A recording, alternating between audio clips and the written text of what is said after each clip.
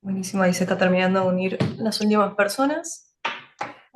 Muy buenas tardes a todos. Muchas gracias por venir virtualmente a nuestro seminario, eh, al Seminario de los Sistemas Sanitarios en América Latina, Uruguay y Chile. Específicamente, no sé si se me escucha bien, alguien tiene prendido el micrófono, me parece. Así que, bueno, contamos con un gran panel de expertos que nos van a estar acompañando esta tarde. Así que sin más, le dejo la palabra al profesor Carlos Basalo, director académico del Máster en Políticas y Gestión de los Servicios de la Salud, Europa América Latina, que organiza y promociona este seminario de hoy. Bueno, buenas tardes a todos y todas. Empezamos con este es el segundo encuentro que hemos hecho para promover la maestría. Aquellos que puedan estar interesados en la maestría, tenemos algunos encuentros que estamos programando para este año, para ir completando. La maestría está comenzando en el mes de octubre y lo que vamos a tratar en esta instancia es parte un poco del trabajo que se desarrolla en el marco de la maestría, porque de hecho las presentaciones que se van a realizar son tesis de la maestría de las dos personas que van a presentar, y Denise es docente nuestra de epidemiología, y Alberto es el responsable del área de gestión de recursos humanos. Así que bueno, estamos como en la casa, en la cocina del máster, y queremos un poco compartir con ustedes esta presentación para reflexionar sobre los sistemas sanitarios en América Latina, en particular con estos dos sistemas, y tratar de tener algunas lecciones de la trayectoria que han tenido ellos y de cómo podemos aprender de algunos de los elementos, con las diferencias que existen entre los sistemas, pero aprovechando justamente algunos aspectos que tienen que ver con las poblaciones y con la dinámica política, que en esto tenemos bastantes similitudes. Así que bueno, dicho esto, le doy la palabra a Denise para que actúe como la coordinadora y presentadora de esta jornada, la moderadora. Así que bueno, muchas gracias, Denise. Gracias a vos, Carlos. Bienvenidos y bienvenidas al seminario titulado Los sistemas sanitarios en América Latina, Uruguay y Chile. Hoy vamos a contar con los disertantes Sergio Whisky, que es exalumni del máster de Univó, y él es médico y actualmente es presidente del Instituto del Seguro de Chubut. Adicionalmente vamos a contar con el disertante Martín Orsi, que es economista, también exalumni del máster de Univó y es jefe de presupuesto y control de gestión en el laboratorio Gador. Finalmente vamos a tener unas palabras de Alberto Bósolo, que es profesor del máster también, para participar de este debate. Y bueno, nuevamente les doy la bienvenida, un placer contar con ustedes y ansiosa por escuchar lo que tienen para contarnos nuestros disertantes.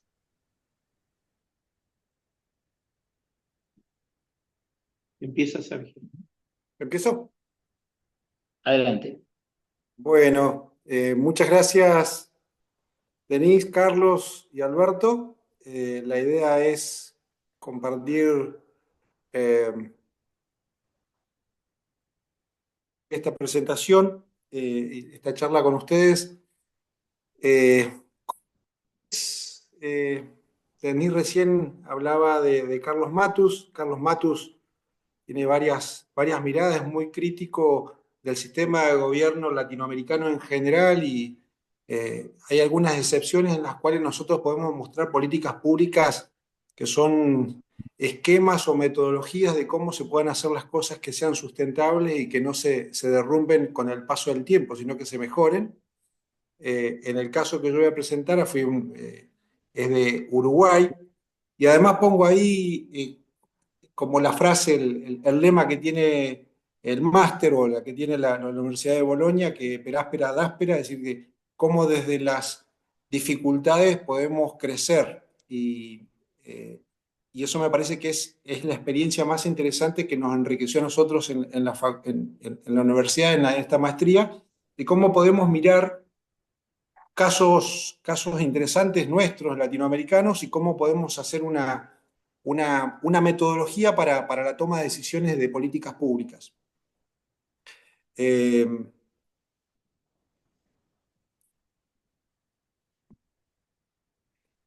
Bueno, en principio les quiero dar unos datos ahí de Uruguay. El país, que es un país, obviamente cuando uno lo mira así en perspectiva, tiene el mismo tamaño de la provincia que yo hoy estoy, eh, gobernando hoy el Instituto de Seguridad y de Salud de la provincia, que es la obra social de nuestra provincia de Chubut, que tiene 600.000 habitantes, tiene 160.000 kilómetros cuadrados, Uruguay tiene 176.000. Tiene los mismos problemas que tienen los países en el mundo.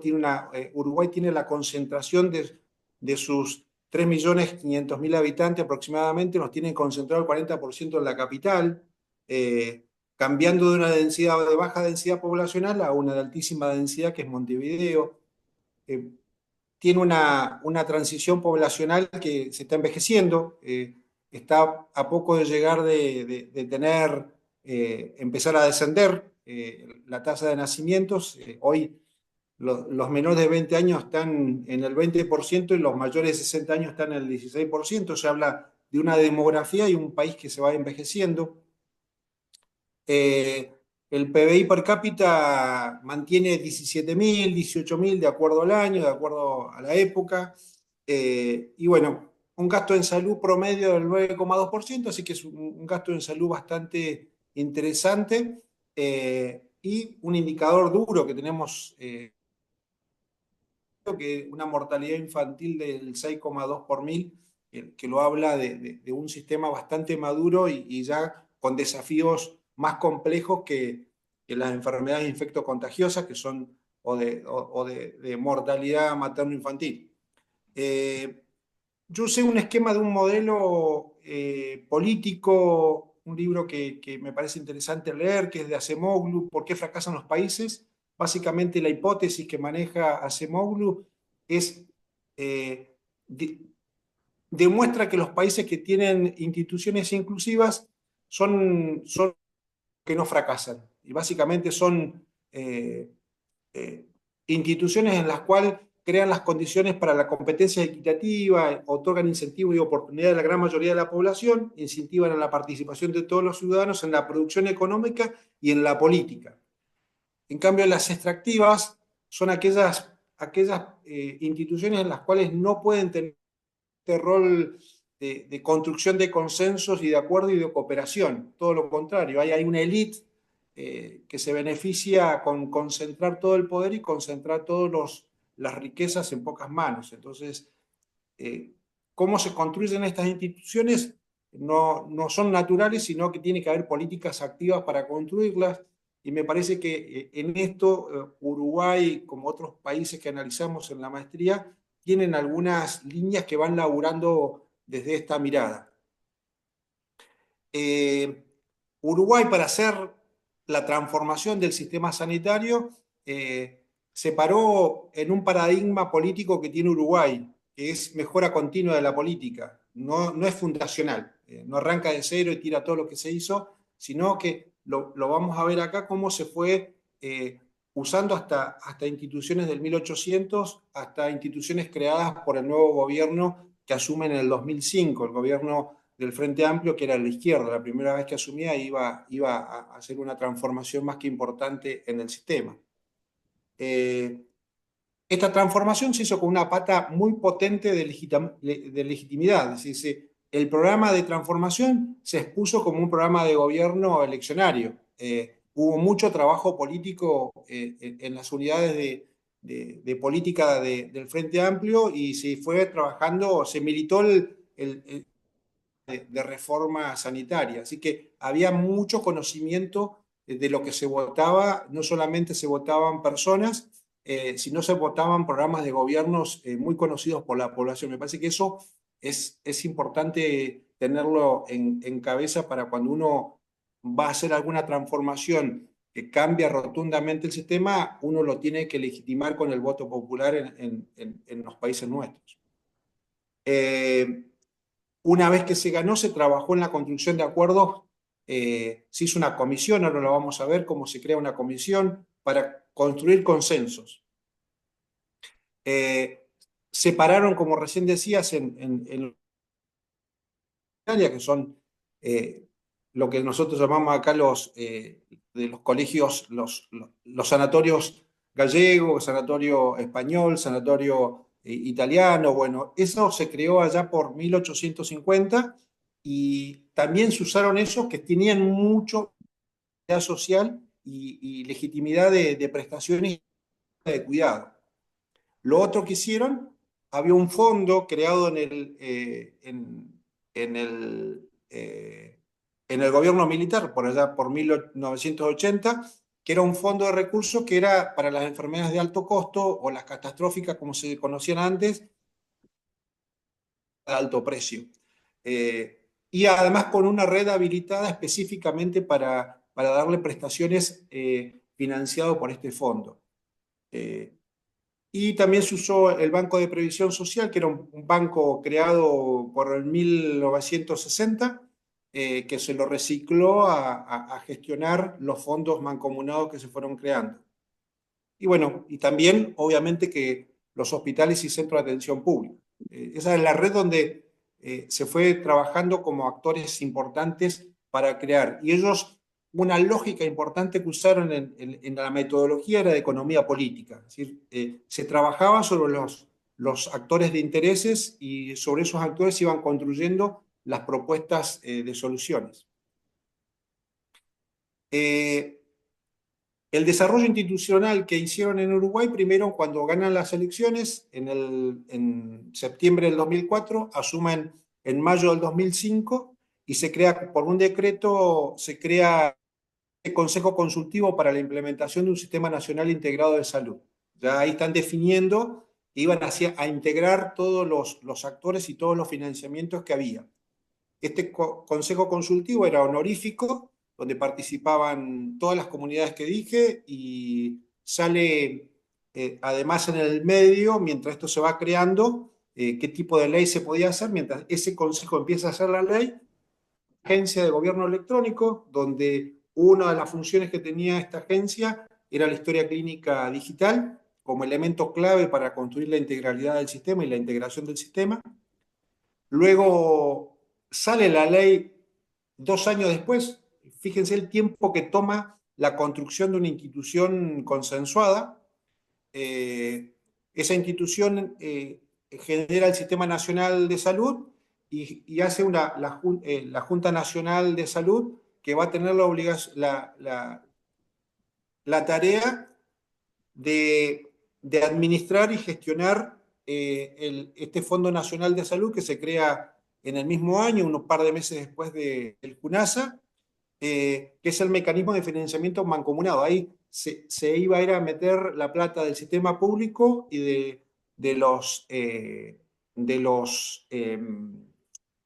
mutuales que existen en ese momento, que son las obras sociales nuestras, pero ustedes con esos 3.500.000 que habían de habitantes, solamente 600.000 habitantes de Uruguay tenían una mutual a las cuales pagaban de su propio bolsillo en su mayoría, y muchos parte de algunos trabajos y empleos pagaban ahí.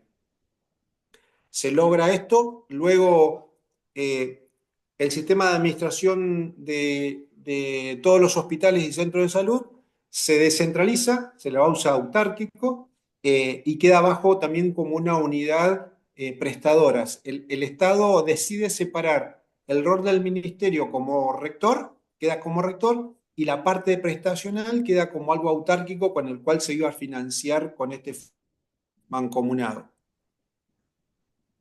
Se crean los actores que van a ser los actores que van a tener la obligación o la tarea de prestar, pero se crea un plan integral de asistencia de salud, que también esta ley lo que le da es no solamente el financiamiento explícito en los prestadores, sino también le da lo que hay que dar, buscando darle cobertura no solamente financiera, sino prestacional y también poblacional. Porque los planes fueron realizados con una gestión con cobertura de pacientes o de habitantes asignados, una población bajo cobertura asignada, y eso le daba asignación de de las personas a cuidar, qué le tienen que dar y quién se las tiene que dar. Y JUNASA generaba un contrato prestacional con cada uno de los prestadores, ya sea hospitales, que lo negocia ahí con ACE, y si no con cada instituto comunitario de salud, que quedan más o menos 40 en toda la República de Uruguay. Esto lo que hace es una red de instituciones que queda así, queda en función del Ministerio, la Rectoría. El fondo mancomunado es el que determina el modelo financiero, el cual es el Fondo Nacional de Salud y el Fondo Nacional de Recursos, que uno es para todo lo que es de primer nivel, todo lo que es promoción, prevención, primer nivel de atención y segundo nivel de atención. El tercero, de alta complejidad, es financiado por el Fondo Nacional de Recursos. El JUNASA hace contratos de gestión con las mutuales sin fines de lucro y con los institutos de médica altamente especializados, que es para las enfermedades de alto costo. Ese contrato de gestión implica pagar un pago de cápita que se calcula por la edad y por el sexo, y de acuerdo también a las incorporaciones que va teniendo el programa el programa asistencial que es de prestaciones, el catálogo prestacional y el Vademecum, se da también ahí la cobertura con la cápita. Pacientes, que estos usuarios pacientes pueden tener libre elección y pueden cambiar cada 2 años si están en un instituto o si están en el ACE, pueden elegir moverse dentro del sistema de elección debidamente regulado. Y los usuarios pacientes son los aportantes vía empresa, vía Estado o hogares al FONASA. Este es el círculo que permitió crear todo el enjambre institucional o el ecosistema institucional que puede dar al sistema una estabilidad que empezó en el 2005 y todavía se mantiene y fue mejorando durante todos estos años. Y la GESIC cumple este rol de generadora de gobernanza del dato. Ahí está un gobierno del dato que es clave para que todo esto funcione con transparencia.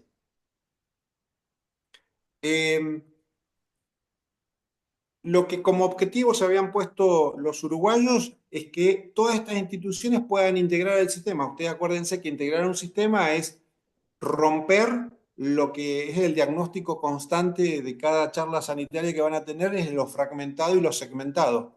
Rompe eso porque para los segmentados hace un fondo mancomunado, es decir, los segmentados es cuando hay distintas fuentes de financiamiento, y después para los fragmentados, es decir, intentar que la población bajo cobertura tenga un prestador en forma integral. Todos los prestadores son integrales, tienen que dar desde el primer nivel hasta el segundo nivel, y algunas instituciones tienen el tercer nivel, que están debidamente habilitadas, pero que tienen que cumplir muchos controles de calidad todo el sistema, pero fundamentalmente los de alto costo, alta complejidad.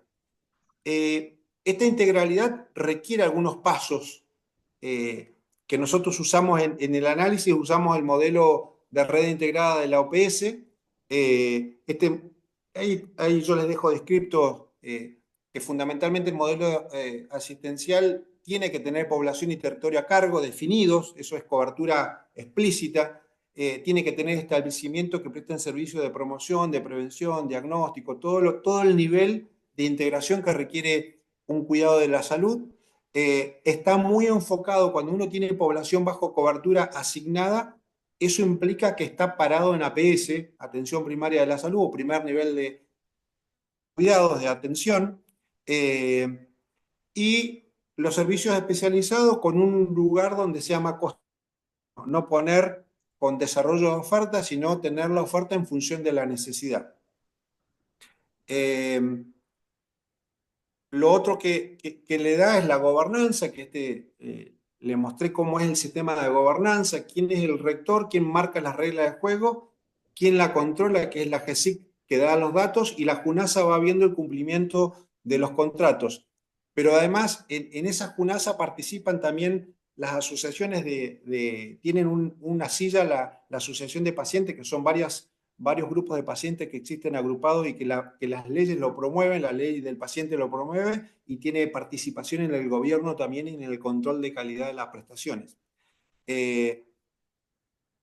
Una organización y gestión, eso también cuando uno lo evalúa en el esquema este de redes integradas de servicios de salud que la OPS promueve, uno puede evaluar mejor Uruguay. Uruguay tiene la intersectorialidad, es muy buena. La gobernanza, como les mostré, todo ese ecosistema institucional y normativo hizo que haya un sistema de gobernanza único para toda la red. Eso lo hace muy eficiente socialmente, políticamente y sanitariamente.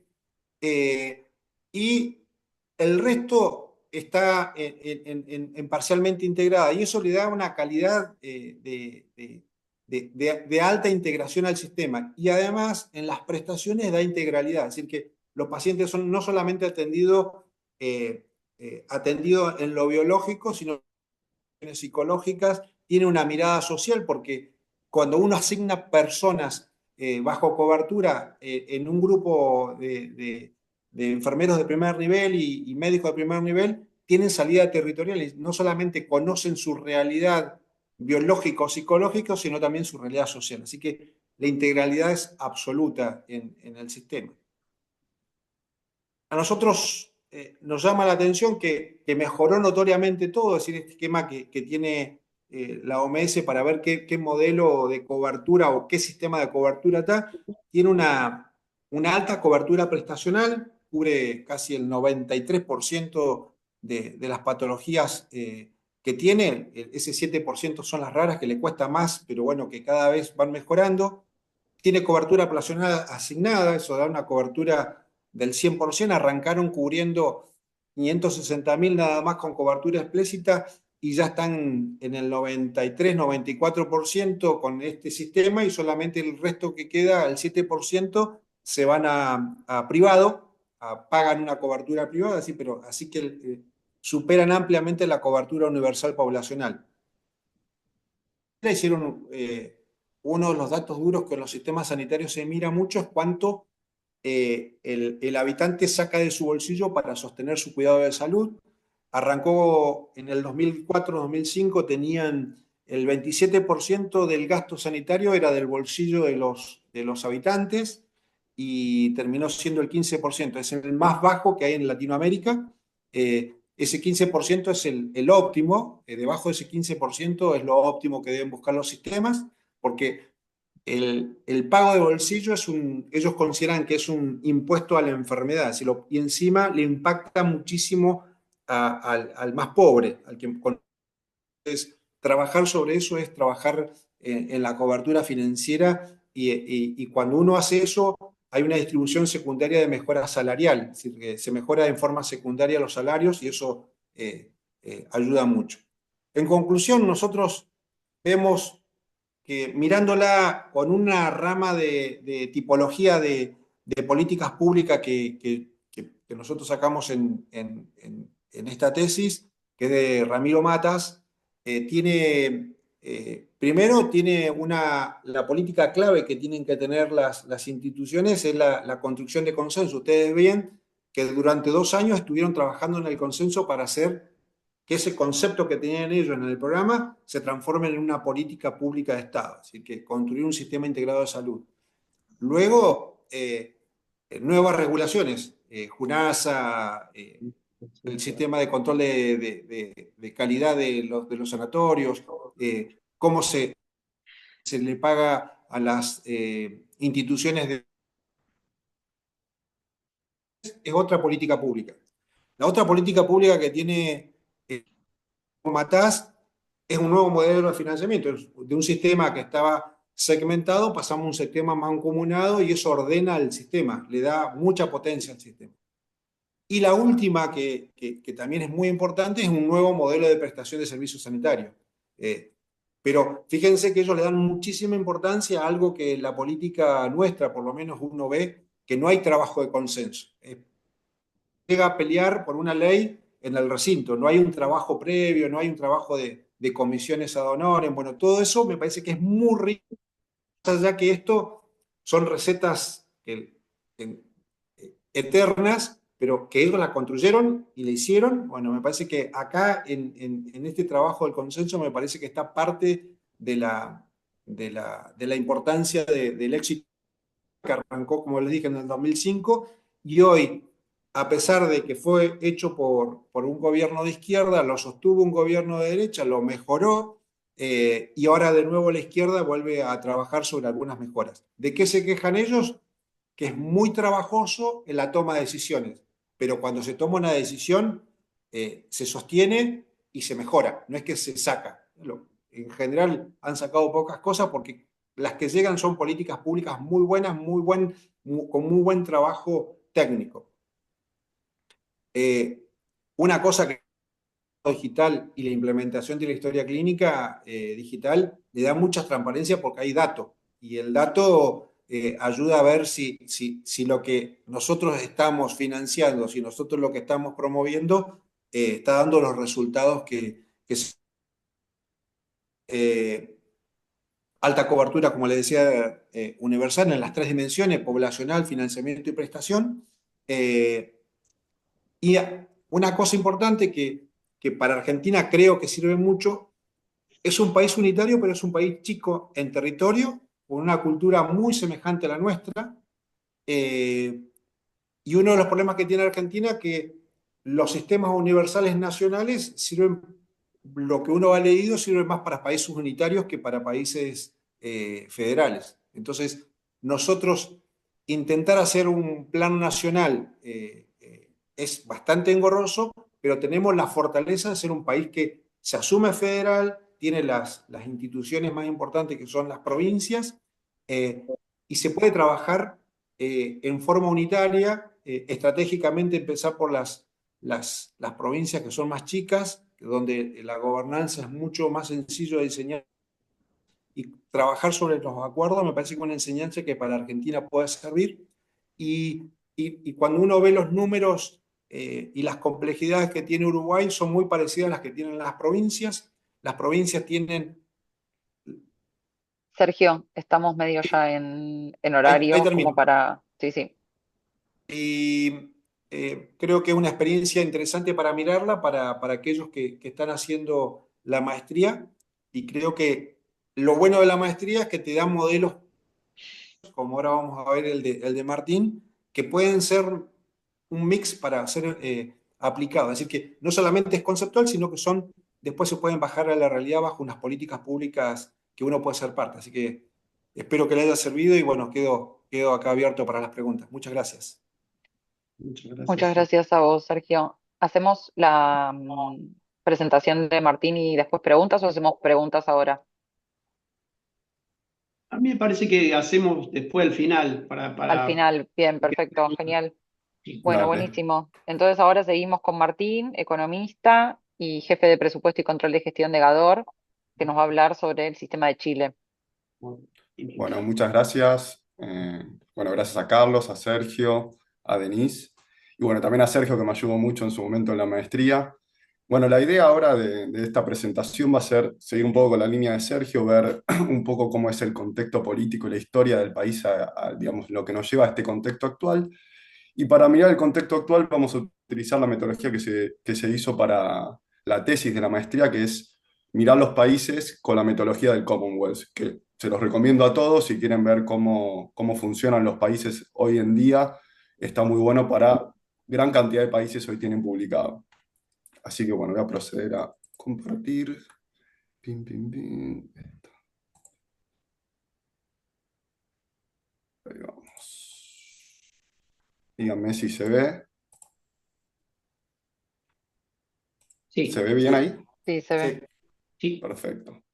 Bueno, la idea un poco es introducirnos en el modelo de Chile. Para eso vamos a primero mirar un poco cómo está funcionando hoy el sistema de Chile y después vamos a ver un poco cuál fue la línea que nos llevó a llegar ahí y si hubo cambios o disrupciones y cuáles fueron los grandes cambios que hubo en el medio en los distintos tipos de gobierno, ¿no? Porque recordemos que Chile lo que va a tener interesante es que tuvo un gobierno militar durante bastante tiempo y después los gobiernos democráticos. Para esto, primero, estos son temas que se van a ver en la maestría, que lo fui aprendiendo de las clases de Carlos y Alberto. Siempre cuando hablamos digamos, de todo lo que es hacia, digamos, lo que hace a la gestión pública y política de un país, hablamos de decisiones, ¿no? Y para eso se necesita ver cuáles son las prioridades sociales, ¿no? Digamos, quiénes hacen más ruido, quiénes hacen menos ruido, cuáles son las voluntades, ¿no? De los gobiernos y cuál es la capacidad que tiene en ese momento la economía y los contribuyentes de la población. Para eso es importante tener en cuenta, para mí, una definición que me gustó mucho en la maestría, que es el tema del costo de oportunidad, ¿no? Porque cuando uno toma esas decisiones económicas, si bien pueden ser muy lindas y muy interesantes, pueden tener un costo muy alto y lo que genera como retribución a la sociedad ser muy bajo o estar perdiendo dar algo al lado. Por ejemplo, construir un hospital de alta, digamos, de alta complejidad o construir 10 centros de atención pública, digamos, de atención primaria, que podrían resolver muchos más problemas en el territorio. Esto es, digamos, para ir introduciéndonos un poco. Acá algunos números para ubicarnos. Recuerden que Chile es un país de 19 millones de habitantes, es un país unitario, republicano y democrático, con voto directo, obviamente. Estas 16 regiones que tiene Chile, si bien eligen un gobernador en la región, tienen un representante digamos, del Poder Ejecutivo, el cual fiscaliza y vigila que se vayan aplicando lo que dictamina el gobierno central, ¿sí? Acá para contextualizarnos un poco en Chile, Chile, por lo que es el PBI por paridad digamos, por paridad de poder adquisitivo, tiene el más alto de lo que es Sudamérica, ¿sí? Está arriba de Argentina y Uruguay, estos datos son obviamente del año 2021 más cercano, para ir entendiendo un poco el contexto de Chile. Después, en lo que hace digamos, a la distribución del ingreso, es intermedio en Sudamérica, pero esto no es que sea una buena noticia, sino que Chile, digamos, estar en el intermedio en Sudamérica no es muy bueno, porque si vemos acá, todo lo que es Sudamérica está, digamos, el índice de Gini, recuerden que cuanto más alto es peor la distribución, Sudamérica y todos los, digamos, Brasil, México y Sudamérica están a la derecha, que sería lo peor. Obviamente África del Sur es lo peor del mundo. Bueno, esto es un poco de números para que entendamos qué es Chile en términos económicos hoy en día. Bueno, esta es la evolución del gasto en salud. Como podemos ver, todos los países han ido subiendo su gasto en salud en el tiempo, como porcentaje del PBI, a excepción obviamente de Venezuela, que todos conocemos el caso de Chávez y Maduro, que tuvo una subida por el COVID en el 2020. ¿Qué hace el contexto actual? Digamos, ¿cómo está hoy digamos, cómo funciona hoy el Ministerio de Salud de Chile? El Ministerio de Salud de Chile tiene dos subsecretarías. Digamos, obviamente el Ministerio de Salud es la máxima autoridad que tiene en lo que es en Chile, y tiene estas dos subsecretarías. La subsecretaría de Salud Pública se encarga obviamente de lo que es normas y políticas de la promoción, prevención, seguimiento y rehabilitación de las enfermedades, teniendo a su cargo digamos, tres cosas que son muy importantes, que es el Instituto de Salud Pública, que se encarga, digamos, de todo lo que es la habilitación, acreditación de medicamentos, dispositivos médicos y laboratorios clínicos y demás. Después, un rol muy importante que es el de la Superintendencia de Salud, que vamos a ver cómo esto se fue transformando a través del tiempo después, que es la Superintendencia de Salud no solamente tiene a los dos, digamos, a los dos, a los dos grandes ejes que son el FONASA y las ISAPRES, que el FONASA es el Fondo Nacional de Salud, que hoy tiene el 80% de la población, que es el fondo público, en el cual se atiende el 80% de la población, y después tenemos el ISAPRE, que es la parte privada. Pero además la Superintendencia de Salud se encarga de la parte de lo que es la calidad, ya que se encarga de todo lo que es la acreditación de los prestadores. Por eso hay una línea, como verán, que sale hacia los servicios de salud. Bueno, esto sería como la parte principal de lo que es la Subsecretaría de Salud, y después tenemos la Subsecretaría de Redes Asistenciales, ¿sí? La Subsecretaría de Redes Asistenciales, lo que tiene interesante es que todos los servicios de salud, y esto está bueno siguiendo un poco lo que hablaban de fragmentación ahí Sergio, lo que tiene interesante es que todo lo que es, digamos, el APS, o sea, la atención primaria de salud, los servicios de red y los hospitales están dentro de este servicio de red que tiene cada parte del territorio, y el territorio está designado por la Subsecretaría de Redes Asistenciales. O sea, están todos trabajando obviamente con sus problemas, ¿no? Pero la idea es que trabajen como si fuesen una red en cuidados progresivos, no es que están separados, ¿se entiende? O sea, hablando un poco de lo que es la fragmentación y eso, para que no haya duplicidad de prestación de servicios, cada red tiene designado un territorio. Eso creo que lo hace bastante interesante. Y después, en lo que hace a la segmentación, siguiendo un poco lo que comentaba Sergio, el FONASA, digamos que ahora después lo vamos a ver, tiene el 80% digamos, de la población y agarra todos los fondos públicos. No es como acá en Argentina que tenemos distintas obras sociales, ¿no? O sea, acá todos los fondos públicos van, digamos, y también vamos a ver que con la contribución del 7% de los afiliados y todo eso, va al FONASA. Esto para ir entendiendo un poco cómo es, digamos, cómo está hoy el Ministerio de Salud. Sí es importante tener en cuenta que la diferencia entre el FONASA y el ISAPRE, que es una diferencia fundamental, en el FONASA tenemos un plan único de salud, ¿sí? El plan único tiene una lógica de universalidad y único, mientras que las ISAPRES son contratos privados entre las distintas ISAPRES y las personas. O sea, no es que hay un contrato único, ¿sí? Y la diferencia es que en el FONASA la contribución es del 7% cuando uno está afiliado ahí, de su salario. Para la gente carenciada no tiene contribución, tiene 4 tramos, que eso va a ser después, vamos a ir al tema de los copagos, pero lo que es la contribución es el 7%. En cambio, las ISAPRES puedes tener un 7% más todas las cosas que vos vayas arreglando. Se calcula en un promedio del 10%. Sí, yo digo esto para que vayan teniendo una idea de cómo se financia, y ahora vamos a ver otra filmina que es muy interesante también. Acá está bien expresado cómo se financia tanto lo público como lo privado, lo ocupacional y las Fuerzas Armadas, ¿sí? Lo central que vamos a mirar hoy va a ser lo público y lo privado, obviamente, porque las Fuerzas Armadas representan menos del 5% y el público y lo privado estamos alrededor del 95%. Lo público se financia en un 60% por impuestos generales, después están estas famosas cotizaciones obligatorias y los copagos, y lo que tiene de interesante, obviamente, es que todo el APS está derivado a los municipios y esos se financian con per cápita desde el Estado, digamos, se pueden adherir cuestiones rurales, de pobreza o de cuánta población adulta tengan, y pueden cobrar impuestos locales para dar servicios adicionales si quiere el municipio, ¿sí? Pero el gran financiamiento, en un 70%, viene del Estado Nacional. Bueno, obviamente el privado se financia de esto, famoso, digamos, que es la contribución obligatoria, que es el 7%, más las voluntarias que les comentaba, ¿sí? Que son las ISAPRES. Después los prestadores, está toda la red asistencial, como vimos en lo público, y algunos prestadores privados tienen contratos con la red asistencial pública, que, digamos, dependiendo del nivel de acreditación, es ahí donde uno paga un copago, ¿sí? Digamos, si uno está dentro de lo que es el FONASA, se puede atender gratis en todo el sistema público, pero si se quiere atender fuera del sistema público, tiene que pagar un copago. Y según el nivel de acreditación de este prestador privado, es el copago que uno va a pagar. Para tener una idea, cuando uno se atiende fuera del sistema público, el copago está alrededor del 60%. ¿Sí? Digo, para llevarse una idea de lo que significa atenderse fuera del sistema público cuando uno está dentro del FONASA. Estos son los dos principales. Bueno, después lo que es gasto de bolsillo ahí en privado son los que ni siquiera están dentro de las ISAPRES, están fuera del sistema y bueno, por un nivel de ingreso obviamente están arriba. Algo interesante a tener en cuenta, el sistema público del FONASA, que tiene alrededor del 80% de la población, generalmente es utilizado por digamos, la clase baja y media digamos, de Chile. La clase media alta y alta utiliza el sistema privado. Digo esto para que vayamos teniendo una idea. Acá vemos un poco qué es la cobertura, lo que les venía comentando, alrededor del 80%, alrededor del 15% los privados. Y acá hay un tema interesante.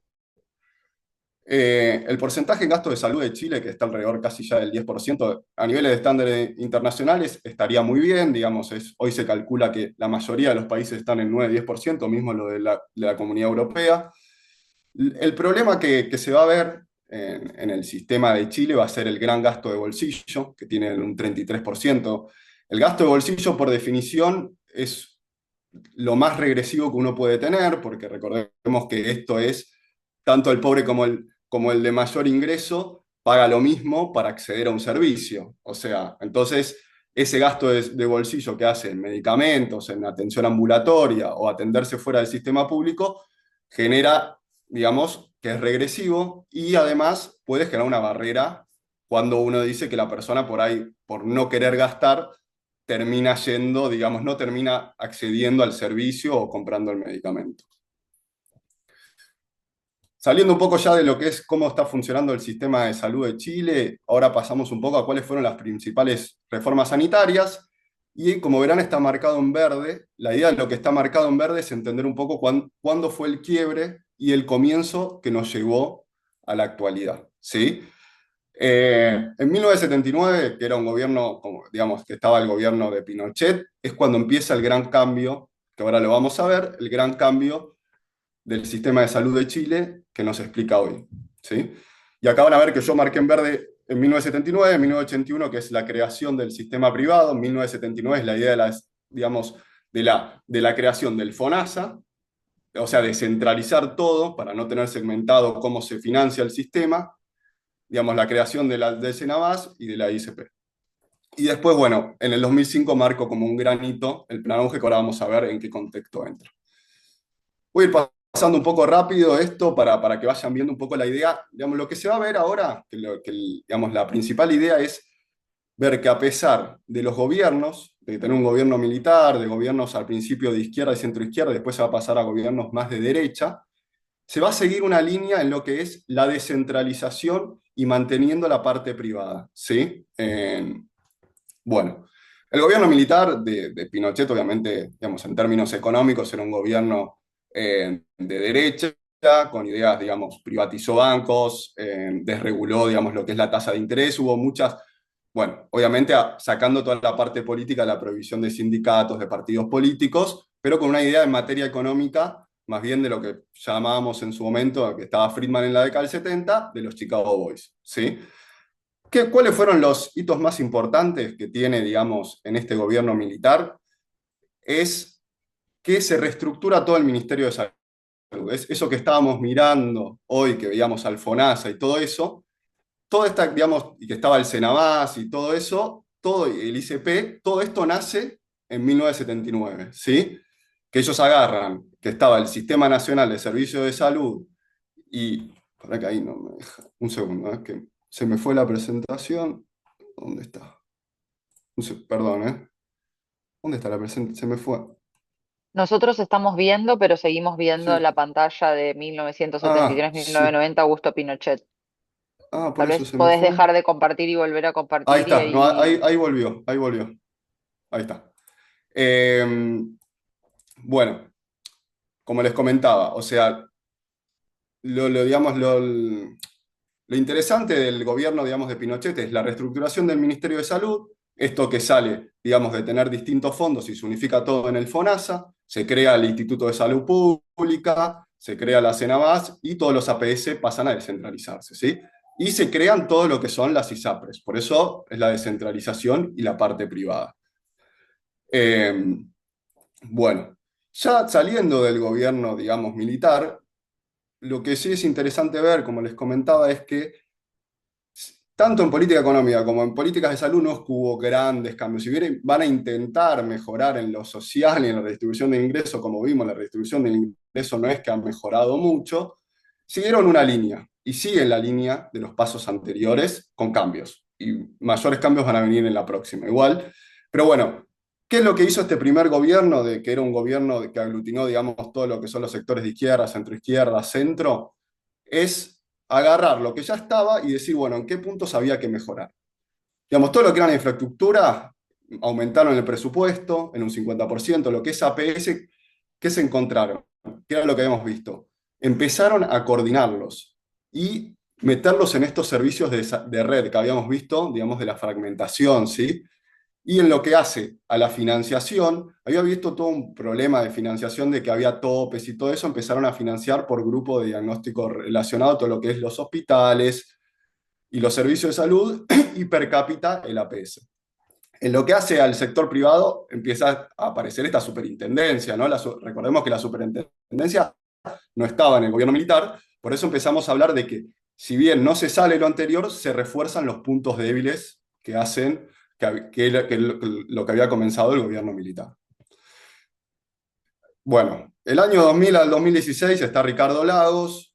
Ricardo Lagos no solamente trae una reforma en el sistema sanitario, trae una reforma política enorme, es una reforma, digamos, desde lo que es la educación, de lo que es la igualdad ante la justicia, de todas las personas, de las mujeres, digamos, un cambio en la composición tanto del Senado. Piensen que había senadores designados que no eran con voto directo. Bueno, es un cambio rotundo en lo que es la política, no escapa, digamos, todo lo que es la salud.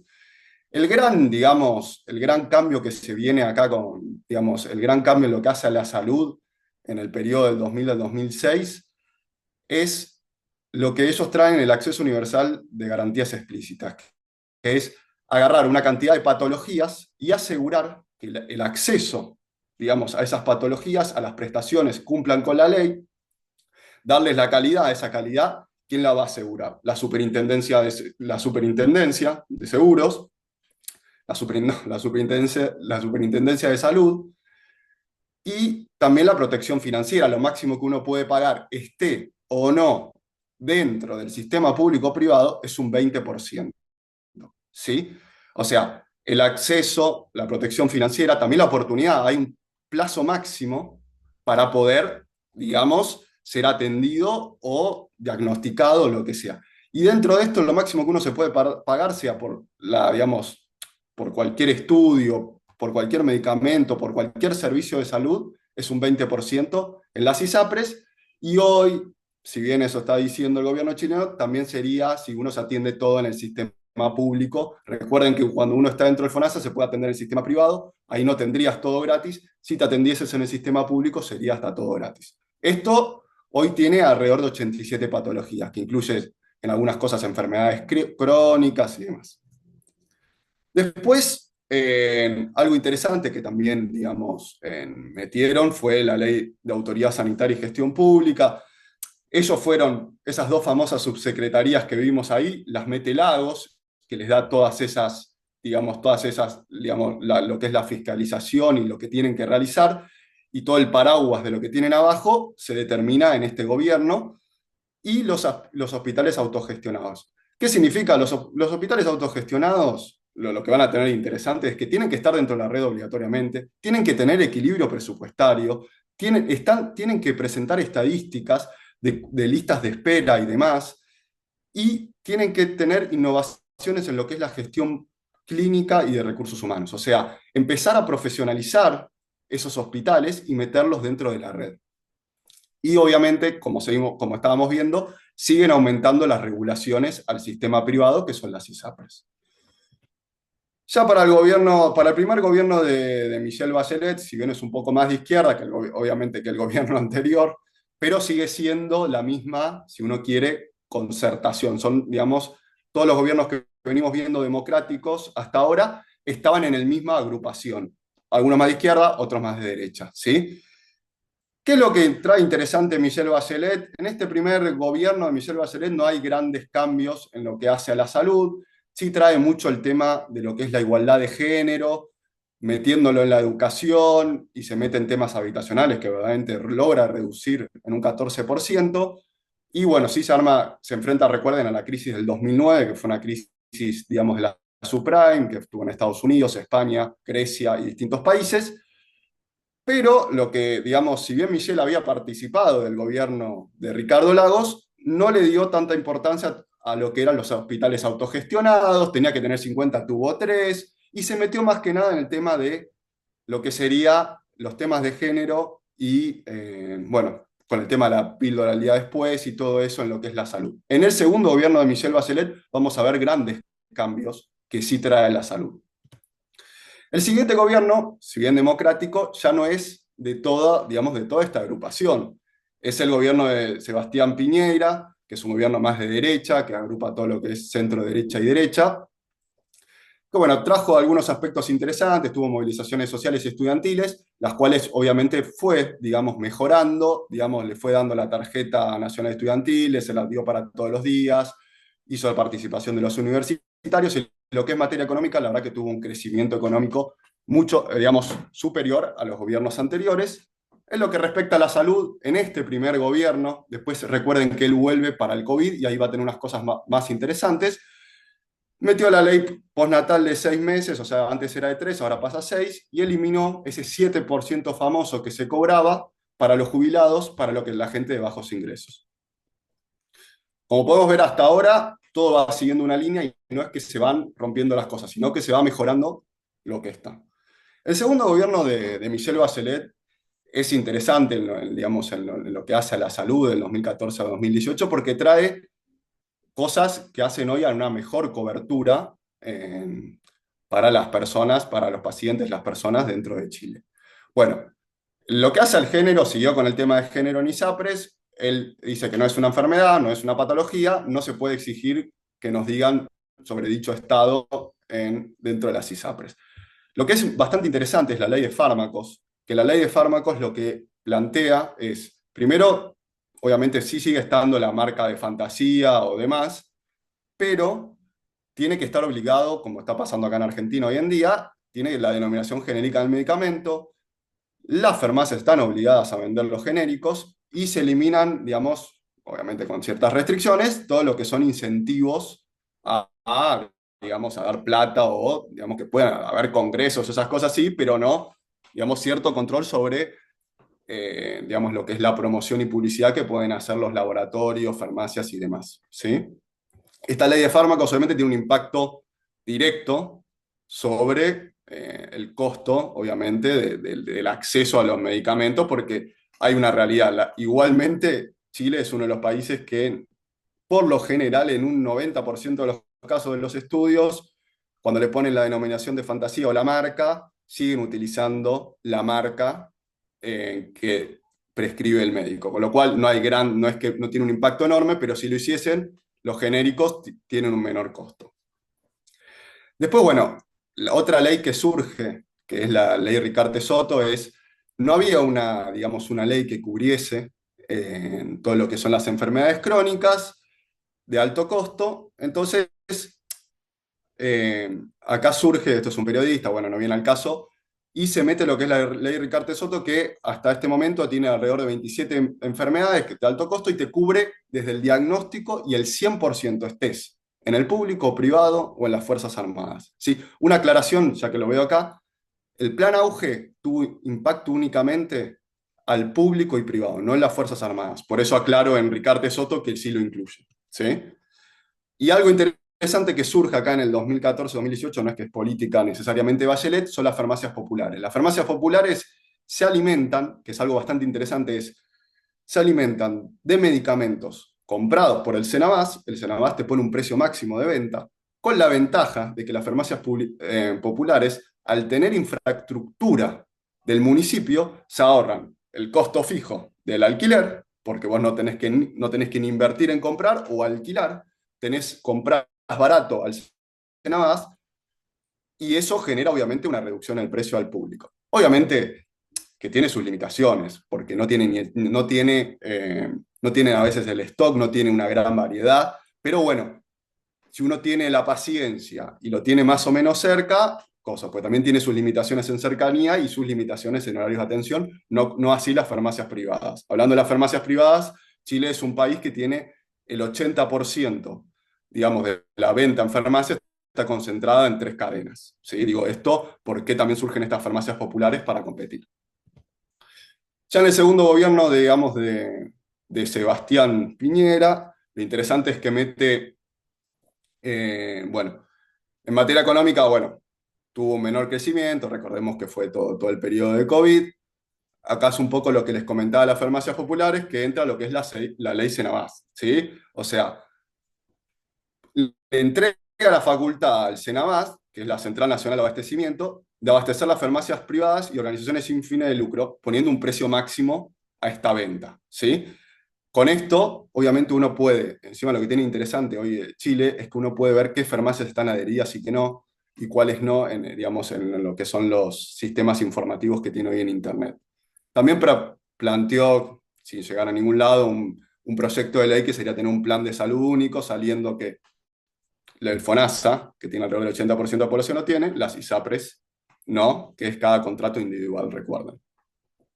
Y después tenemos el último gobierno, que es el de Boric, que Boric obviamente ya, digamos, no es digamos, no es ni de lo que era Piñera, ni de la coalición anterior, sino que si bien tenía cierta, digamos, estaba bastante alineado con Bachelet, no llegaron a un punto y gana esta nueva coalición de centro-izquierda o izquierda, eh, que bueno, en lo que hace, digamos, como van a ver, no es que hace grandes cambios, sí trae algunas cosas interesantes, que son, bueno, en lo que hace el contexto social y cosas, estuvo, digamos, salió a proteger a los que habían participado en los estallidos sociales del 2019, reduce la jornada laboral de 45 a 40 horas, trae este famoso proyecto de Plan Chile Apoya, que es bueno, extendió el IFE en su momento en el COVID y trae lo que es Invertimos en Chile. Invertimos en Chile es la idea de hacer, digamos, de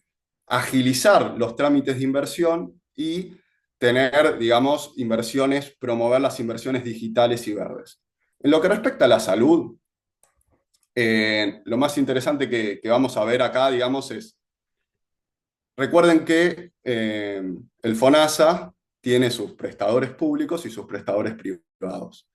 Hasta ese momento, teniendo 4 tramos, el FONASA, que es el de menores ingresos, que son las personas que no tienen trabajo, que acceden igual al FONASA sin contribuir, porque recordemos que la contribución del 7% es sobre tu trabajo. Después tiene 3 tramos más. Lo que decía el FONASA era, al primer tramo no se le cobra y solamente se puede atender en el sistema público. Al segundo tramo no se le, digamos, se le cobra el 7% sobre sus ingresos, pero no tiene copago en el sistema público. El tercer tramo paga el 7%, un 10% de copago en el sistema público, y el cuarto tramo, el 7% más un 20% de copago en el sistema público. Lo que trajo, digamos, Boric es, en el sistema público, quienes estén dentro del FONASA no pagan este copago, ¿sí? O sea, sacó el copago adentro del sistema público. Y una de las grandes quejas, y esto es interesante, era el tema de las listas de espera. Para hacer eso, lo que hizo fue, en lo que es inversiones quirúrgicas, consulta de especialidad, lo que buscó fue empezar a trabajar, aumentó un 60%, un 70% todo lo que es el gasto en centros regionales de resolución, para buscar, digamos, reducir el tiempo de espera para todas estas intervenciones. Y los números hoy pareciera que le estarían dando. Y dentro de sus proyectos está, que es un proyecto bastante similar al que quería Piñera, el proyecto de un sistema nacional, no parecido, con una idea similar de un proyecto de salud único, el proyecto de un sistema nacional de salud.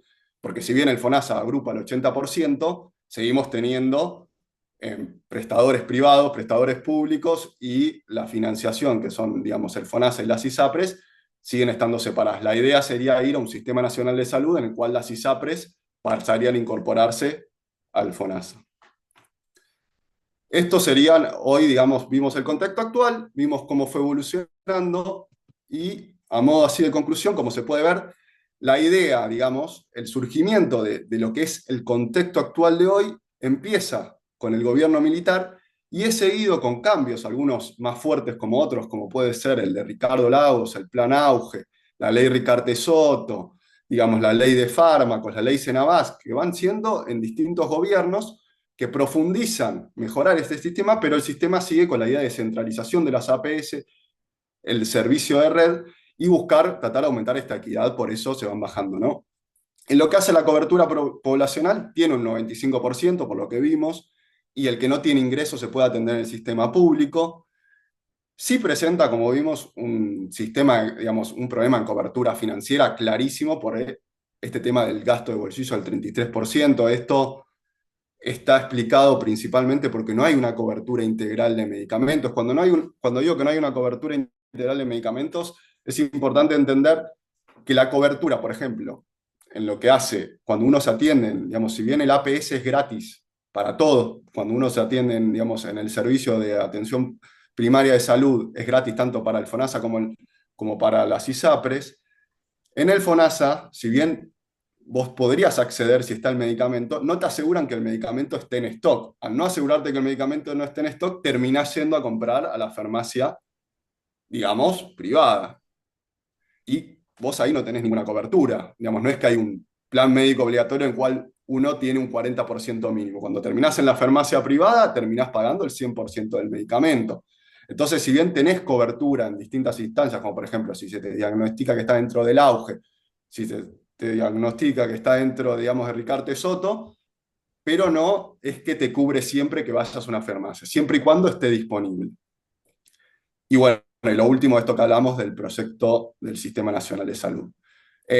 Bueno, un poco la idea fue presentar cómo estaba funcionando hoy el sistema de salud, ver cómo fue impactando los distintos gobiernos, del gobierno militar a hoy, y bueno, cualquier duda o pregunta que tengan, me la hacen saber. Yo creo, sí, lo que les recomiendo, si alguna vez quieren ver un sistema de salud, cómo lo estructura y cómo lo forma en The Commonwealth, a mí me sirvió mucho, fue recomendado obviamente acá en la universidad para que tomemos ese modelo para entender un sistema de salud, y la verdad que en su momento yo leí el de Alemania, leí otros para poder realizar mi tesis de Chile, y fue de gran ayuda, y también te sirve para comparar.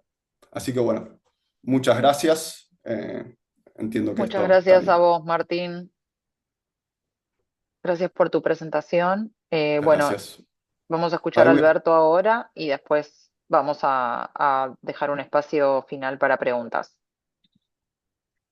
Bueno, conversábamos aquí con Carlos, lo, lo contento que nos pone algunas de las cosas que se han visto en la presentación. Por empezar, las referencias metodológicas, porque nosotros en la maestría tenemos la obsesión de pasar metodologías. Uno puede pasar conceptos que han surgido de investigaciones que usaron cierta metodología. Pero es más importante si uno logró pasar modalidades de enfoque, metodologías de análisis, encuadramiento de los elementos que vamos a considerar en la investigación, porque integran un sistema de análisis del sistema de salud. Y entonces, hoy vimos desfilar elementos que hemos remarcado en las clases, y ambos reconocieron que el enfoque estaba sacado de las clases de la maestría, y esto acá íntimamente nos puso contentos porque nos gustaron las dos presentaciones. Las dos presentaciones son muy contextuales, pero tienen bastante detalle en las estructuras básicas y cómo fueron evolucionando, hacia dónde. Y eso, y conversábamos también con Carlos, como a partir de esto, y volviendo a mirar lo que tal vez lo hagamos después, podemos ir incorporando otros elementos, como producción de medicamentos, nacimiento y crecimiento de las agencias de evaluación tecnológica, importancia de los sistemas de información de las instituciones sanitarias, historias clínicas, trazabilidad de los medicamentos, sistemas de costos a partir de estadísticas de los casos que se analizan. Me parece que vamos a poder ir creciendo en esta mancha de qué tomamos para describir. Y por ahí algunas de estas las vamos a tomar y van a decir, no, porque son demasiados detalles, muy micro, y rompen un poco el esquema de análisis más macro. Bueno, pero el ejercicio vale, porque vale la pena trabajar en el diseño general y en su metodología de base. Por lo tanto, ahí tenemos una satisfacción grande. La segunda cosa que vimos en los dos casos es algo que está un poco fuera del sistema de salud, que si lo aplicáramos a otras cosas de nuestros países, vamos a llegar a las mismas conclusiones. Nosotros somos un país más fracturado, un país más contradictorio, un país con más enfrentamientos. Nosotros hablamos de la segmentación, que no es necesariamente un enfrentamiento, hablamos de la fragmentación, pero son elementos que uno requiere alguna tendencia al acuerdo en la estructura de la sociedad, en el carácter general, en la cultura de cómo se llevan los unos con los otros, cómo se consideran, cuánto valor tiene avanzar hacia la igualdad, hacia la justicia social, hacia bajar el Gini, aunque la gente no sepa lo que es el Gini, pero en definitiva sí sabemos lo que es el desequilibrio, la desigualdad, y cada crisis la gente que nos deja durmiendo en las veredas, en las ciudades, en la Argentina. Y entonces, cosa que también le está pasando a las ciudades grandes en Chile y también en Uruguay, y están teniendo algún conflicto con eso. Pero en ambos casos son sociedades que, a medida que fuimos avanzando en la historia del sistema de salud, íbamos pensando cómo cambiaban los gobiernos, y los cambios de gobierno siempre respetaron mucho más lo que encontraron, lo que significa haber tratado de diseñar una estrategia compatible con lo que encontraron, y lo que encontraron viene de cambios con una estrategia anterior, y sin embargo hubo cambios políticamente fuertes. Por supuesto, entre la dictadura y la democracia, y en el caso chileno apareció claramente. Y después, en esta alternancia entre gobiernos más progresistas, la democracia cristiana y después Bachelet, y gobiernos, bueno, sin contar las cosas que pasaron antes del golpe, ¿no? No estoy considerando del golpe para atrás, del gobierno militar para atrás. Y en Uruguay pasa algo parecido.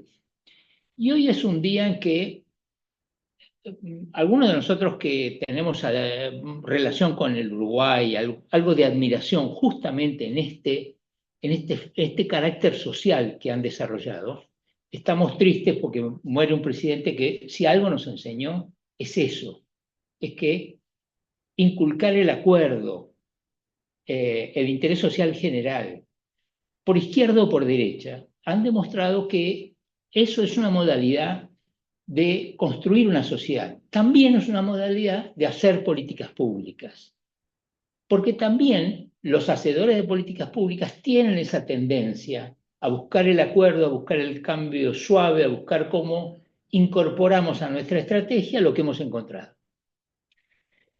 Y me parece que, nos guste o no, Mujica es un tipo que fue un símbolo de algo que veníamos viendo en el Uruguay y que es un ejemplo para muchas de nuestras sociedades. Después a mí me interesaron muchas de las cosas que se analizaron acá. Me gustó mucho el nivel de integralidad del análisis y de detalle de las partes que lograron colocar en la charla, que lograron colocar entonces en la investigación, y las que lograron colocar en las placas, que uno ahí sufre un segundo esfuerzo de qué pongo para decir lo más importante, porque salen 17 cosas y quiero que no sean más de 10. Y entonces ahí hay un esfuerzo para exponerlo que me alegra que hayan logrado. Creo que una última reflexión que vamos a tener que pensar un poco es cuánto suma, quiero decir elementos positivos, y cuánto complica, quiero decir elementos negativos, aunque sea entre comillas, la organización federal. Nosotros tenemos con la organización federal cosas que hacen más complicado muchas de estas cosas que estamos hablando ahora. Pero, como decía Sergio en su linda exposición, la cuestión provincial es algo que nosotros tenemos que abordar, porque es una dificultad que difícilmente cambiemos en el futuro. Si planificamos políticas públicas para nuestro país, tenemos que suponer que este sistema federal sigue, sobre todo en sectores como la salud, la educación y algunos otros que son claramente provinciales, subnacionales, jurisdiccionales.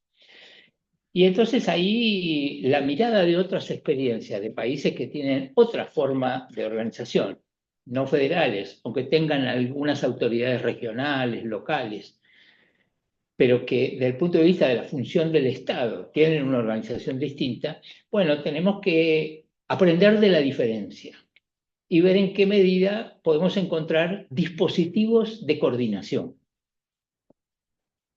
Dije que era lo último, pero me quedé con uno en la cabeza. Aparece todo el tiempo la importancia de la rectoría, que viene también hilvanado con esta cuestión federal, a diferencia de los países que vimos hoy.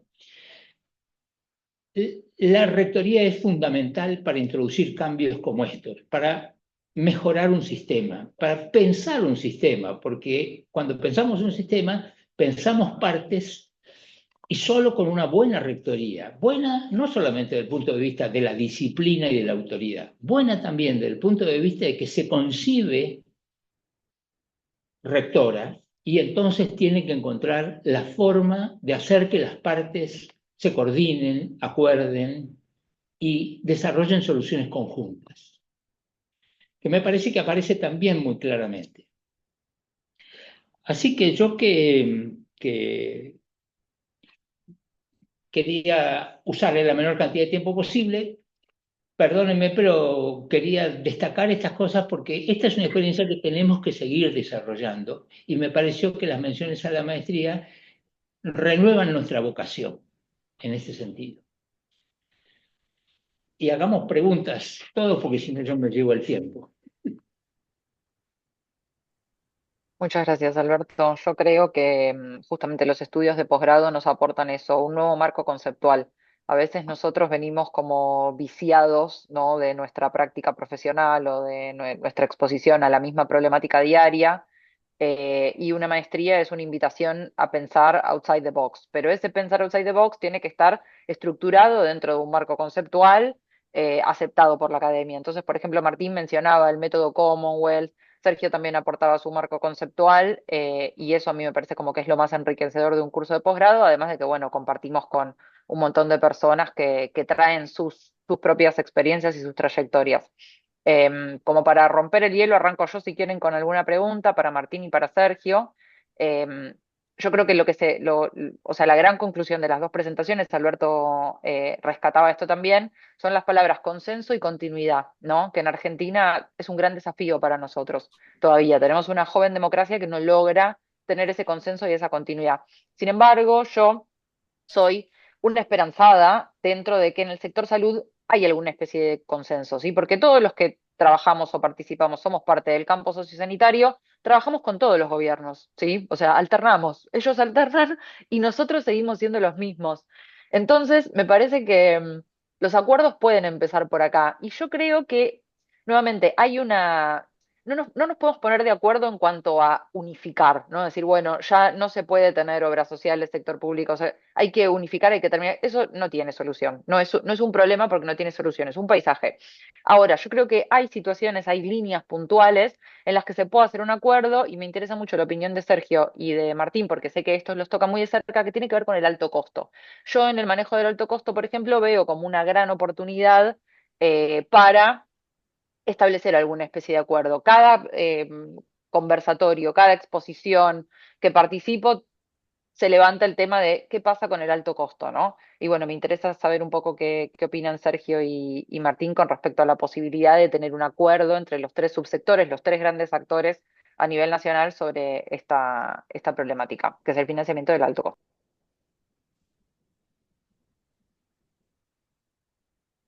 Bueno, buenísima la pregunta. Yo también creo en eso. Creo que el alto costo, hoy es altísimo costo, ¿no? Ya el alto costo pasó a ser alto costo nada más, pero hay drogas o tratamientos que están cerca de los 2 millones de dólares anuales. Bueno, atención, nosotros para una obra social de 130.000 habitantes hay un afiliado que nos sale 300 millones por mes, 300 millones de pesos por mes. Imagínate que eso cada vez, después van a venir la genómica, bueno. Yo creo que es una oportunidad en la cual, porque ahí ya no es la resolución técnica para financiero o de enfermedad, la solución es mancomunar. Y para altísimo costo la escala es nacional. Brasil lo hizo muy bien, ahí hay una experiencia muy piola de Brasil, como ellos en la crisis con el HIV y todo eso lograron salir a comprar a nivel mundial para 200 millones de habitantes y movieron la aguja. No es lo mismo que se va a comprar una provincia como Chubut con 130.000 afiliados ceros, ¿no? Que salga PAMI y la República Argentina a comprar. Me parece que es una buena oportunidad. La mayoría de los que nos interesa enfermedades, siempre creemos que la salida es nacional. ¿Cuál es la duda siempre existencial? Tema transparencia. Porque bueno, es un monto de plata tremenda con una historia argentina en la cual esa plata no llega a lo que se creó, termina en el medio. Bueno, pero yo creo que hay herramientas internacionales, hay organizaciones que hoy están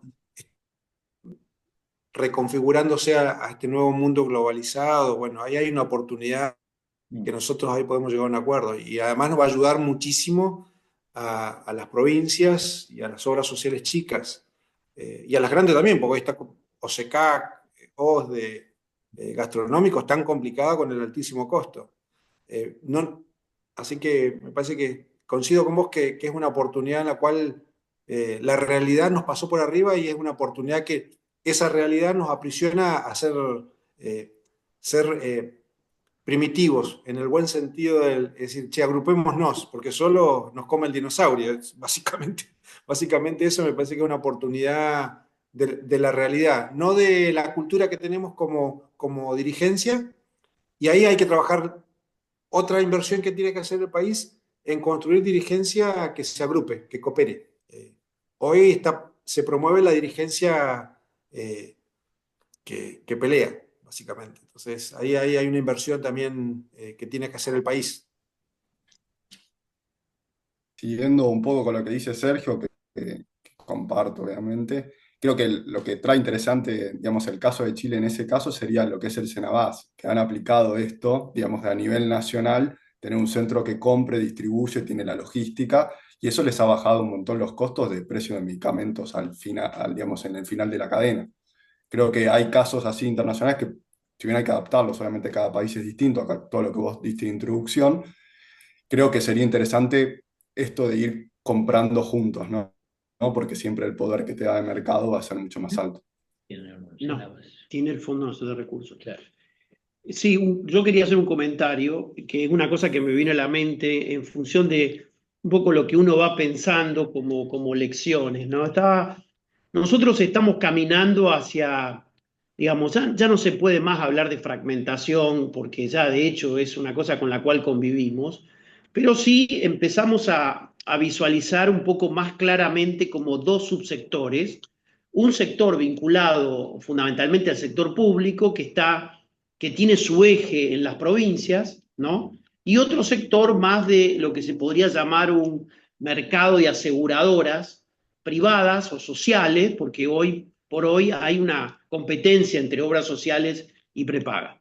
Entonces estaba pensando en esto y viendo un poco como referencia para ese mercado de aseguradoras, a mí me parece que el caso uruguayo es un caso bien interesante para mirarlo, para cómo estructurar una especie de pluralismo, buscando algunos comunes denominadores que permitan que esas poblaciones, conservando sus fondos aseguradores, tengan algunos parámetros similares y se puedan de alguna manera gestionar esa población. Recordé algo que dijo Martín. Fíjense ustedes que las ISAPRES en algún momento llegaron a ser el 25% de la población de Chile y hoy son el 16% nada más. Es decir, hubo una baja realmente importante de la gente que está hoy en las ISAPRES. Toda esa gente fue a terminar, a parar en el FONASA.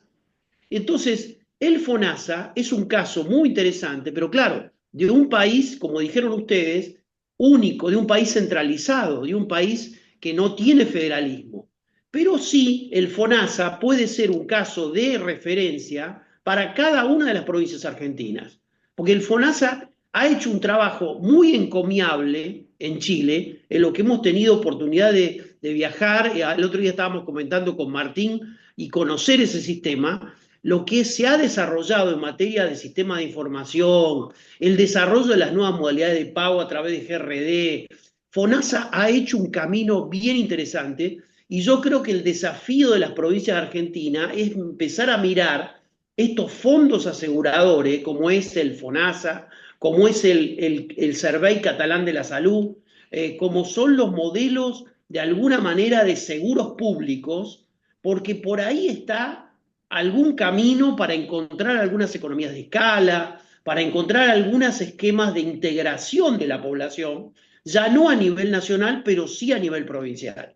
Entonces, este modelo a mí me parece que uno sirve para pensar a las provincias y el otro sirve para pensar seguramente Uruguay, para pensar cómo estructurar un sistema de seguros de salud, de seguros privados de salud, ¿no?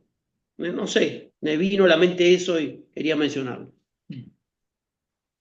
¿Se puede hacer algún Roberto, comentario? adelante. Bueno, estoy en un 100% de acuerdo con lo que dijo Alberto y con lo que dijo Denise.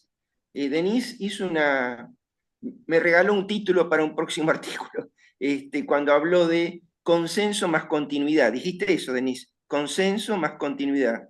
Y realmente cuando yo escuchaba el modelo uruguayo, es fantástico, ¿no es cierto? Porque ellos dijeron que a ellos les interesaba más llegar a consensos, a pesar de que se tarda más tiempo en llegar a consensos, pero el avance es muy sólido, muy sustentable en el tiempo. En cambio, nosotros, en Argentina, somos permanentemente refundacionales. Recuerden la frase que dijo Sergio, digamos, cuando dijo, lo tengo por acá, Sí, el paradigma de la mejora continua, dijo Sergio. Eso es fundamental, porque es como el buque transatlántico que va lentamente, pero siempre adelante, siempre progresando, y a diferencia de nuestro sistema. Y yo veo que nosotros, coincido con ustedes, de que el federalismo es un gran problema, pero es un gran problema el federalismo en salud. Porque fíjense que ejemplos de sistemas muy eficientes tienen un común denominador que es ser países unitarios. Por lo tanto, la función rectora del Ministerio de Salud es mucho más eficiente, digamos. Y el otro tema que me pareció muy importante, yo lo publiqué en La Nación hace poco cuando propuse la creación de una Agencia Nacional de Salud. Bueno, esa Agencia Nacional de Salud que yo propongo en La Nación es ni más ni menos que ese Consejo Consultivo Honorario del cual habló Sergio, o sea, el consenso de todos los actores del sistema de salud. Es fundamental.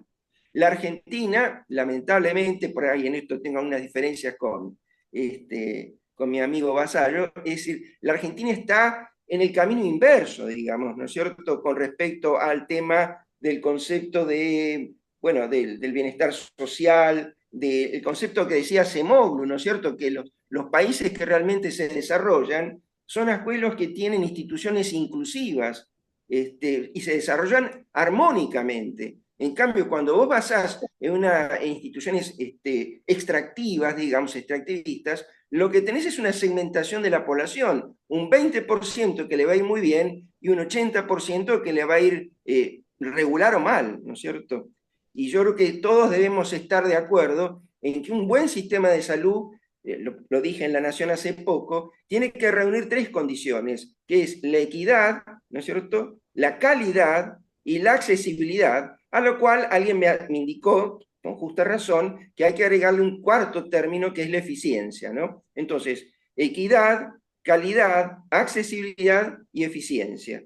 Y yo creo que más temprano que más tarde, el único camino que va a haber es la confluencia del sistema público con el sistema de la seguridad social. Porque uno tiene dos tipos de poblaciones. La población empleada, que aporta un porcentaje y que por lo tanto estructura un sistema con una base muy solidaria. Si yo gano 100, aporto 10, si yo gano 1000, aporto 100. Pero digamos, todos nos encontramos con un servicio de calidad y equitativo, ¿no es cierto? Eso es la base de la seguridad social. O sea, cuando a mí me quitan un porcentaje de mi sueldo. Pero hay una fracción de la población, bueno, que no tiene trabajo y que por lo tanto debería haber una confluencia de esos dos sistemas y quedar aparte como un satélite el sistema de pago voluntario que sería las aseguradoras privadas, ¿no? Ese un poco es mi visión macro de todo esto, no sé si ustedes coinciden. Quiero hacer un comentario respecto del tema, porque, a ver, cuando hablamos de los consensos, tanto en Uruguay como en Chile, hablamos de un consenso del cual no hemos hablado porque estamos hablando de salud, de un consenso que no es tóxico y que ha sido un consenso básico respecto de que en un país no se puede vivir con inflación y no se puede vivir con déficit fiscal. Tanto la izquierda como la derecha en Uruguay y en Chile, primero lo que consensuaron fue eso, porque sin tener ese basamento, ese fundamento respecto de lo que uno tiene que concebir en un sistema económico, después en lo otro yo creo que hay más posibilidades de encontrarse, claramente. Es decir, yo creo que las diferencias no son muy grandes respecto de los partidos políticos para encontrarse en términos de la educación y en términos de la salud. Nuestro problema es que no hemos sido capaces de construir ese consenso, o desgraciadamente convivimos con un consenso tóxico de que se puede vivir con unos puntos de inflación. Y bueno, es lo del borracho, ¿no? Cuando uno ha bebido, no puede permitirse ni siquiera una gota de agua. Yo coincido totalmente con vos. Es una condición necesaria, pero no suficiente, digamos. O sea, en Argentina estamos viviendo una situación muy paradójica. O sea, hemos bajado mucho la inflación y sin embargo la calidad de vida en la micro no ha mejorado. Porque Bueno, la pero eso no es automático, Roberto, eso tiene No, un ya proceso. lo sé, Pero porque bajar la inflación significa estar durante muchos meses todavía con una inflación baja y eso va a pasar un transcurso. Es decir, lo que sucede con estos países cuando salen de procesos inflacionarios es que al final seguramente lo que va a terminar sucediendo es que el que pudo deflacionar, el otro día lo escuchaba a Andrés Malamut hablando de esto, el que pudo tener el éxito de lograr que la inflación se desacelere, eliminar la inflación, probablemente va a terminar siendo el castigado por la situación, porque seguramente la sociedad, una vez que es superado el tema de la inflación, va a empezar a ver algunas cosas que tienen que ver con las desigualdades económicas, con las desigualdades sociales, y ahí seguramente vamos a tener otro tipo de discusión y otro tipo de aporte que a lo mejor no se puede hacer desde una mirada muy dogmática o muy centrada solo sobre la cuestión inflacionaria, ¿no? Es una cuestión de tiempos, a mi juicio. Sergio. Adelante, Sergio, sí. Ahí me encantó ahí que Roberto instale el término este. Ahí Natalio Botana en La Nación, me parece, o en Clarín, hablaba de que Argentina tiene una constitución formal, legal, una constitución económica y una constitución moral, que son las bases que le dan los marcos conceptuales a la economía. El propio Adam Smith armaba todas sus ideas, estaban dentro de un marco conceptual ético, y donde el Estado tenía un rol regulador y protector, no era el libre mercado que a veces se propone. Y por otro lado, yo creo que hay que jugarse a apostar por el federalismo e intentar en esto ser democratizante. El centralismo no es democratizante y jugarse a los problemas de la democracia, que siempre dicen que hay que ir más democracia. Me parece que el federalismo, más allá que tenga raíces históricas de patrón de estancia, hay que ir a buscar a que desaparezcan esos patrones de estancia, metiéndole regulaciones y calidad institucional. Yo coincido con Roberto esta mirada de qué vértices tienen que tener esta decisión. Yo tenía el concepto más acotado que era el triángulo de hierro de las políticas públicas, que era equidad, eficiencia y satisfacción del usuario, que son los equilibrios. Y además te permite construir, cuando vos te parás mucho en la satisfacción del usuario, sos demagógico. Cuando te parás mucho en la eficiencia, sos tecnócrata. Y cuando te parás mucho en la equidad, sos socialdemócrata. Y entonces hay que encontrar un equilibrio en esas tres puntos para que sea una política sustentable. Y cuando vos ves Chile y cuando vos ves Uruguay, han construido esa armonía entre la eficiencia, la equidad, y lo han hecho de una manera muy inteligente. Me parece que ahí hay crecimiento más que técnico. emocional. Me parece que es la gran diferencia que uno nota en los discursos, en las posturas, y me parece que ahí hay que tratar desde la academia, desde empezar a crear esa cultura de cooperación y que los dirigentes no se sientan menos si no se pelean. A mí me preocupa mucho, Sergio, las grandes asimetrías que hay entre las provincias. O sea, mi pregunta es la siguiente: si yo tengo un accidente cerebrovascular, ¿voy a tener la misma suerte si lo tengo en Santiago del Estero, en Chubut o en Córdoba? Y la respuesta es no. La respuesta es no. Y si la respuesta es no, algo muy grave está pasando con el sistema de salud.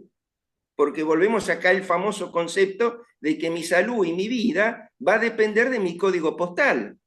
Entonces, si somos tan proclives, digamos, a una estructura de tipo federal, evidentemente lo que va a haber que resolver son las grandes asimetrías que hay entre las provincias.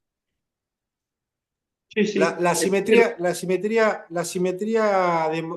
geográfica no es lo mismo un barrio que está cerca, en Buenos Aires, capital, ¿no? Que está cerca del Fernández, que un barrio que está un poco más alejado del Fernández. Para la CB, que ahora están intentando darle volumen a esa política pública.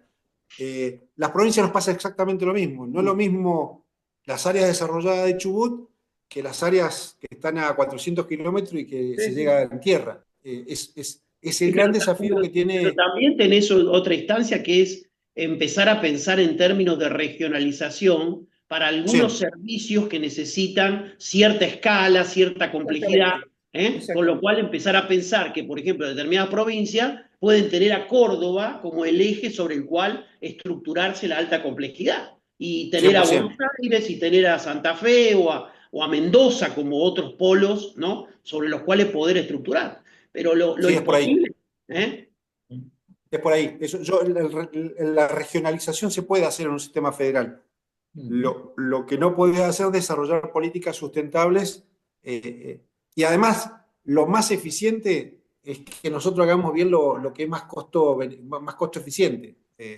Me parece que aparte, eso... Una buena inversión, como hemos visto también en la primera charla que se dio acá, estaría en una estrategia verdaderamente de atención primaria muy agresiva de parte de las provincias, de tal manera de poder tener cubierto la mayoría de los problemas de salud de esa manera. Cosa que ustedes saben, las deficiencias que nosotros tenemos en materia organizativa en el primer nivel de atención son notables, y no hemos podido superar una instancia que todo el mundo dice, mirá, esto ya lo mostró Bárbara, me sale Bárbara Streisand, ya lo mostró, ¿cómo es?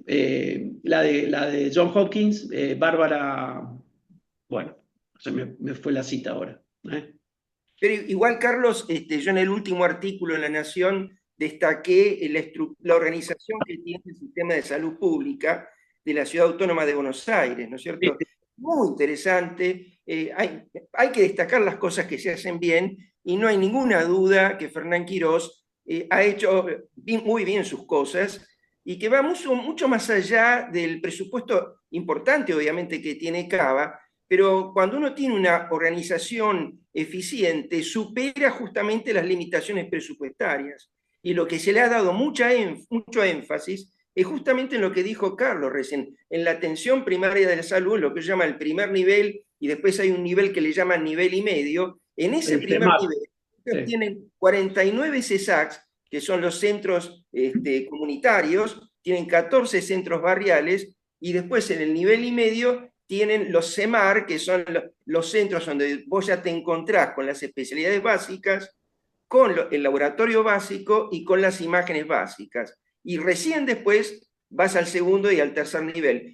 Eso lo vemos en la maestría, es una cosa muy interesante. Ahora lo que falta, el salto, Roberto, es meterse en los hospitales y lograr que los hospitales trabajen primero que se integren, cosa que no lo están integrados, y tenemos hospitales por encima de las necesidades, y después que haya un proceso de mayor capacidad de autonomía y responsabilidad de parte de los hospitales en la administración de los recursos, ¿no? Porque eso es un tema también que está pendiente, pero lo conocemos, ese sistema es un poco el que usamos nosotros aquí como referencia dentro del marco del máster. Y no, sin duda coincidiendo con eso de que es un modelo que va por un buen camino, digamos, ¿no? Por eso Esperemos, esperemos Por que suerte.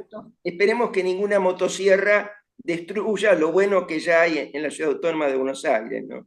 Se los No, digo, ojalá. la edad que tengo me permite hacerles este comentario quizás políticamente incorrecto, ¿no?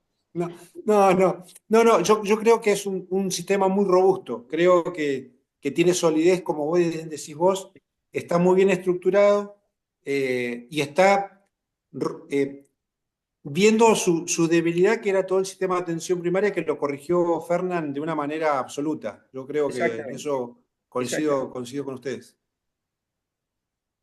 Muy bien. Denise. Denise. Bueno, Cierre. ¿alguien más tiene alguna otra pregunta como para este debate final? Bueno, nada, les agradezco a todos y a todas la participación. La verdad que fue muy enriquecedora la conversación y el debate posterior. Y nada, los esperamos a los que tengan ganas de sumarse al máster. Estamos acá a disposición. Y bueno, que se sumen porque es muy bueno. Sí, la Muchas verdad que gracias. sí. Sí, se aprende muchísimo, ¿eh? Yo la verdad que aprendí un montonazo. Y también de los compañeros, porque Sergio, aprendí también de Sergio. Aprendí de Claro, Carlos, de Decía Carlos, Alberto y de le Sergio. decía a Sergio Carlos me que me ayudó puede mucho. costar el divorcio. Y Pero bueno. lo bueno, lo ¿Qué bueno son de la tres? maestría también, lo bueno de la maestría es la visita a Italia. Claro, Y pero eso es lo que le preocupa a Roberto, irse 3 semanas a Italia y tener que dejar a la esposa. no, pero además los aperoles te hacen olvidar de todas esas cosas. Podés comer unos ricos quesos de allá. Una vez lo consiguió Tal cual. Carlos. Gesto. Bueno, muchas Che, gracias Bueno, a gracias. todos. muchas Muchas gracias. gracias a todos y todas. Muchas gracias. Chao, Un los Hasta luego. placer, felicito. hasta luego. Muy buenas presentaciones, muy buenas. Muchas Bueno, gracias. gracias. Felicitaciones, hasta luego. Hasta Hasta luego, luego. gracias. Sí, acá, ¿Nos vamos contentos? Sí, nos vamos contentos.